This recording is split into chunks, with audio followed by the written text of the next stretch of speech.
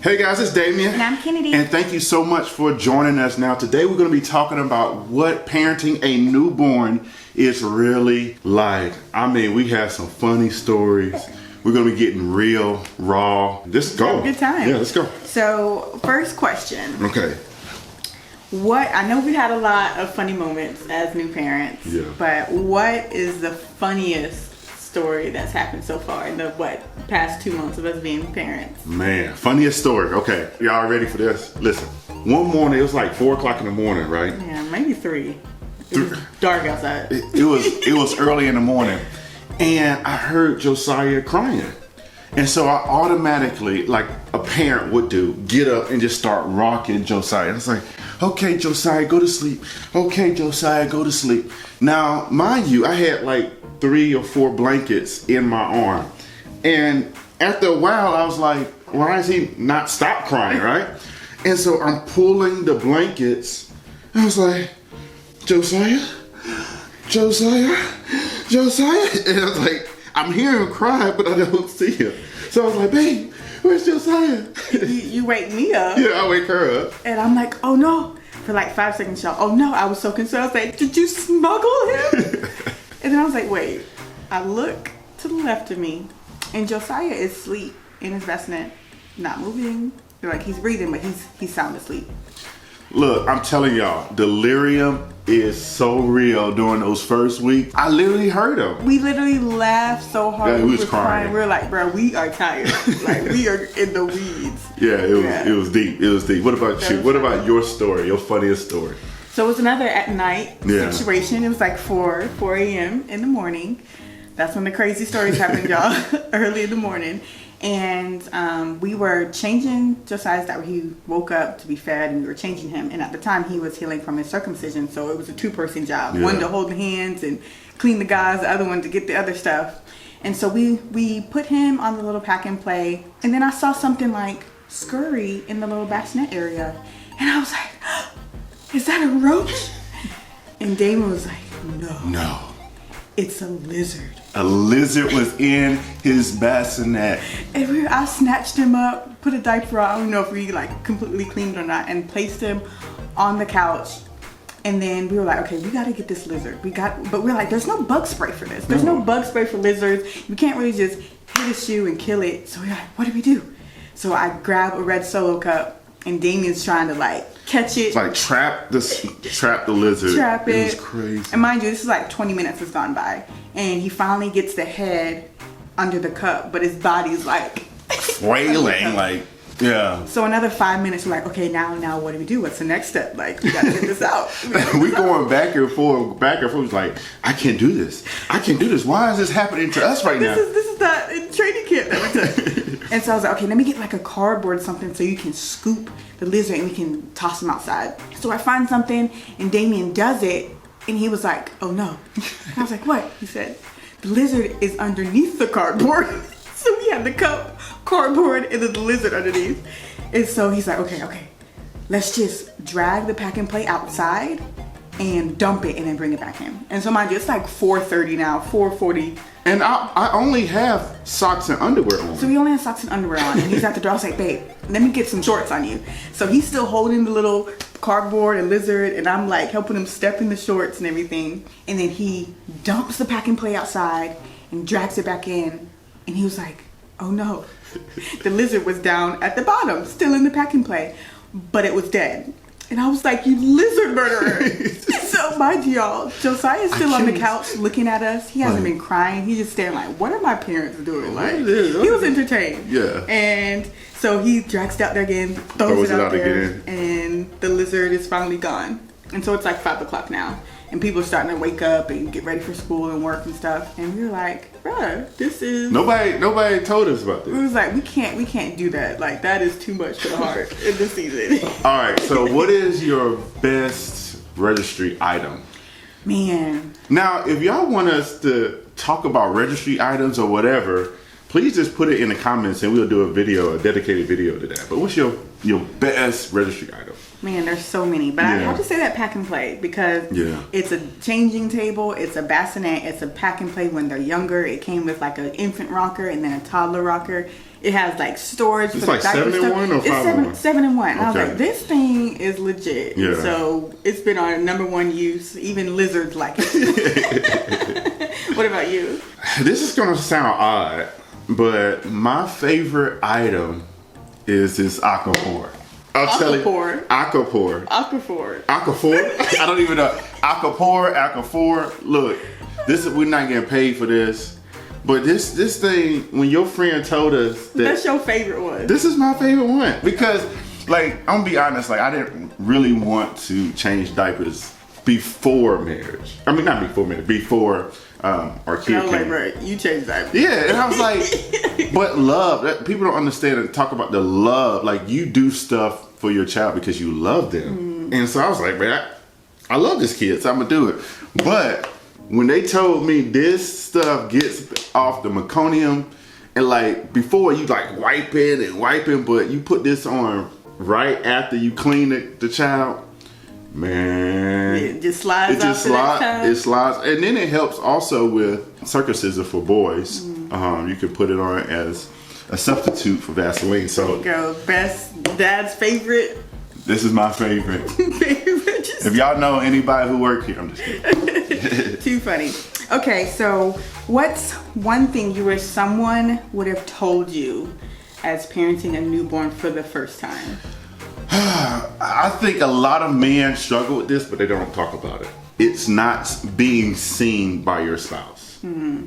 I think we have to, as men, I didn't say create groups, but be more open, because this stuff, and you know the statistics now, even before the child comes, men cheat because they don't feel seen. And then that first 1 to 4 weeks, you're not being seen. I'm just, it's honest, right? Like, because the wife is learning how to be a mother. Yeah, trying to juggle And trying to, pain, newborn tiredness, breastfeeding. Yeah, but because we have a good relationship and we know how to communicate, and we went through premarital counseling and training and things like that, I feel that there's a safe space where I can open up and like, I'm not feeling seen right now.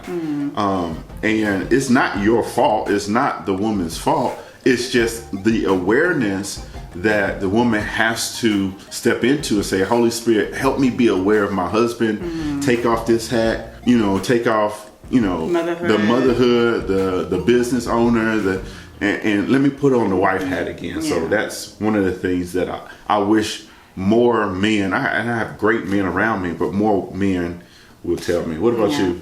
For me, this thing called active sleep. Oh yeah. Active sleep. People didn't talk about that. We didn't find out about active sleep until 2 weeks in of sleep deprivation. Yeah. And so if you're not familiar with active sleep, there's 2 sleep cycles for a baby. It's the deep sleep, where they're not moving, sleeping, what we're normally used to. And then there's this thing called active sleep, where they're in REM, but their muscles aren't paralyzed like ours are. And so they're actually moving. They can cry. They can even open up their eyes and kick and all that, but they're still considered sleep. Our son does this a lot. So if you don't know that, you're thinking, man, my child only sleeps for like 45 minutes. Yeah. And you can, if you touch them or try and get them, they tend to wake up. And so understanding that, okay, wait like 2 to 3 minutes before you respond, and they'll most likely go back into that deep sleep. Yeah. And so when we found that out, we're like, wow, our son actually sleeps for 4 hours, not 45 minutes. And so active sleep. Google it, learn about it. It'll change your life. So what is the most challenging thing that has happened during, this time of raising a newborn? Challenging. Whew. It's a challenge. Probably for me, breastfeeding. Wow. And it's crazy because I'm a certified lactation consultant, so I know, all the book stuff and everything. But when you actually experience it, the pain, like breastfeeding has been harder than the actual pregnancy, labor, and delivery combined. Wow. And so really navigating that, but I had to lean on God a lot. And I'm like, Lord, help me, and just continuing to endure and stuff like that. And so it's gotten better. It's still not where I'm believing it to be, but I'm just glad that he's growing good, and I ain't had no mastitis or anything. Yeah. But that's been one of the main challenges. Yeah. Okay. What about you? Sleep has been, That's a no-brainer. chasing, like you chase sleep, and so learning rhythms, learning patterns, learning how to read your word again. I mean, I didn't read the word. We just had it on the TV screen again. We talked about this last video, having Dabby Keys, because Dabby Keys has scriptures on the screen. But reading God's word for myself and trying to comprehend, a word so I can just get through the day. But yeah, that sleep stuff is trying, and people say, man, try to get your sleep. You really don't understand that you need to get sleep. Whenever he sleeps or she sleeps, try to sleep. Fight for it. Yeah, fight for your sleep. That's good. Did I already give mine? Yeah, you already get yours. Okay. She's tired. I did. She's tired. Get your sleep. Get your sleep. What's one thing that you've learned from God, that God's spoken to you in this new role as father? Yeah, so that was like one of the first couple weeks. Was it week 1 or week 2? I was in the kitchen. I literally heard the voice of the Lord in an impression, not like his voice, like but it was like this impression, and it stopped me in my tracks. Where he basically said, "Damien, I gave you this child as an assignment," and I said, "Okay, so handle the assignment." And I was like, wow. Like, it was just so simple, but it was real. It's like, this is an assignment. This is a gift, but it's an assignment. And so focus on your child here. Yes, and your wife, but focus on your child. What does that mean? We have been struggling with distractions. So, like, our cell phone has been a big distraction for me. I can say that for myself. And so it's like, we have to learn how to put certain things aside and just enjoy this growth, because it's, again, we're already at 8 weeks, almost 9 weeks. Understanding the assignment, that first 4 years, the Bible says train your child in the way they should go. And so the first 4 years in the Jewish culture, we need to start training the child. Let them hear Bible stories. Train them in the way they should go, because they're so formidable. Is it formidable? That's the word, formidable? I'm too tired. It's important for those first 4 years, because when they grow old, they won't depart. They understand, they start seeing stuff. And so, yeah, handling this assignment in this season is what God told me. So what about you? Man, I guess one of them has really been ministering to me through Josiah on how I should rely on him for everything. How I should abide, like how he's abiding in me right now and resting in my presence. And so really taking this time as motherhood, and sometimes we can, as mothers, you can feel like you're in a prison if you feel like you're unseen or in the background.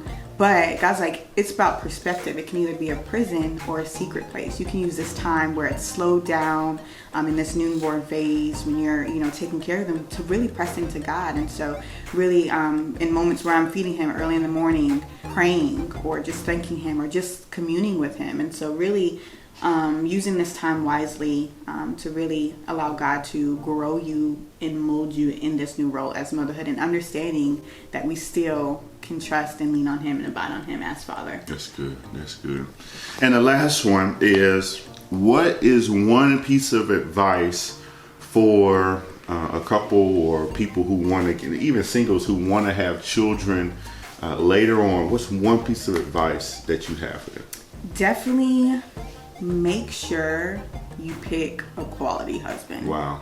I've always said, like, Damien is a great husband, but seeing him as a father is like, man, he is really present. He changes more diapers than I do, and he's just very he's always been a servant leader, but he's even taken the load more, the assignment more. And so I'm like, man, I thank God that I have a quality husband who's a quality father. And so if you're waiting, do not settle. Do not settle.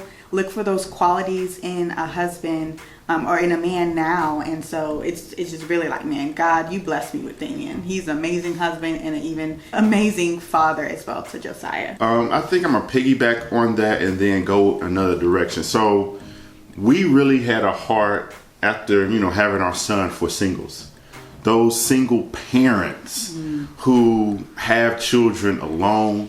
Maybe you did not pick, right? Or you sped up the process early. Again, we're not judging you. We're called to judge everything and no one. And so we're judging the situation. And so we have to learn how to wait on God. And then, which leads into my point of community. Leaning on community, especially as husband and wife, with Kenady's mom, my mom, and the community at church. Don't isolate yourself in this season. If you need meal trains, don't be just prideful and not have meal or scared to ask. No. Lean in, because those people will save you a mental stress and anguish when they come over and hold your child, and so you can just get a nap. My wife the other day said, man, go get a nap. I was like, wow, like she is my community, right? And so God never wanted you to have a child alone. Let me say it again. God never wanted you to have a child alone. Now, you know, people die, people get divorced and whatever. That was not the original intent.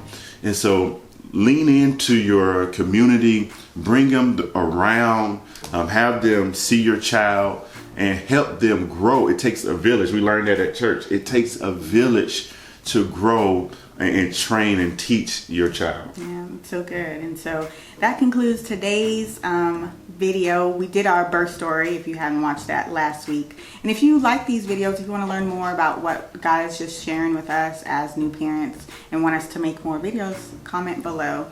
And is that everything? That's it. So my name is Damien. And I'm Kenady. And this is Josiah. And we'll talk to you next time. Bye.